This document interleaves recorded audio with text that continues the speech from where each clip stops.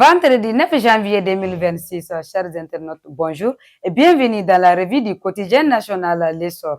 À la une, la Confédération des États du Sahel, AES, a suivi avec une vive préoccupation les informations relatives à une opération militaire menée par les États-Unis d'Amérique sur le territoire du Venezuela qui a abouti dans la nuit du 2 au 3 janvier dernier à l'enlèvement illégal de son président Nicolas Maduro et de son épouse.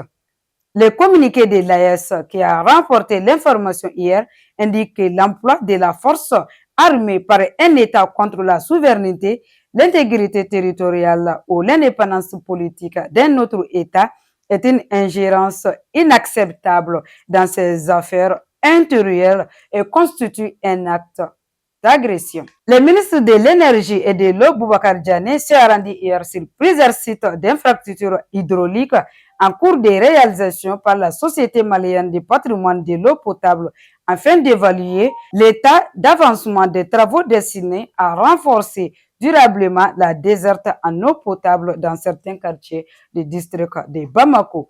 La visite a notamment concerné la station de pompage de Misra, les chantiers du château d'eau de 2000 mètres cubes de Sikoro en commune du district de Bamako, ainsi que les travaux de fourniture et de pose de 98 km de canalisation et la réalisation de 100 bornes fontaines en commune 1 du district de Bamako et ses environs. Les gouverneurs des régions de Tombouctou, le contrôleur principal de police Bakoum Kanté et de Taoudeni, le général de division Mohamed Abdraman Medou ont lancé les opérations de désarmement, démobilisation, réinsertion et d'intégration DDRI.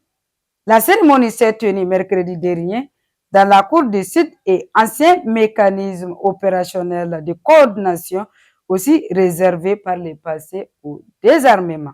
Ces opérations témoignent aussi de la volonté inébranlable des autorités maliennes à poursuivre les efforts vers la paix et la stabilité du pays dans le but de construire un Mali uni, unifié en paix et réconcilié avec lui-même. Les rideaux s'élèvent sur les quarts de finale de cette 35e édition de la Coupe d'Afrique des Nations avec une affiche qui fait saliver l'Afrique de l'Ouest. En effet, ce vendredi à 16h GMT, le stade Ibn Battuta de Tanger sera le théâtre d'un derby des frontières entre le Mali, bloc de granit au mental d'acier, et le Sénégal, puissance offensive en quête de reconquête. Pour le Mali, l'objectif est clair. C'est hisser dans les derniers carrés pour la première fois depuis 2013 en Afrique du Sud, tout en prouvant que la résilience collective peut terrasser les talents purs. En face, les Lions de la Teranga attendent de confirmer leur statut de grands favoris.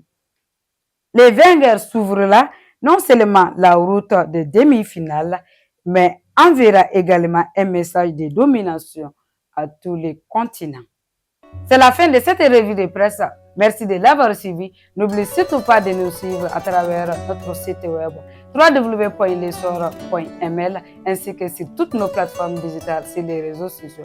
Merci, à bientôt et bon week-end à tous.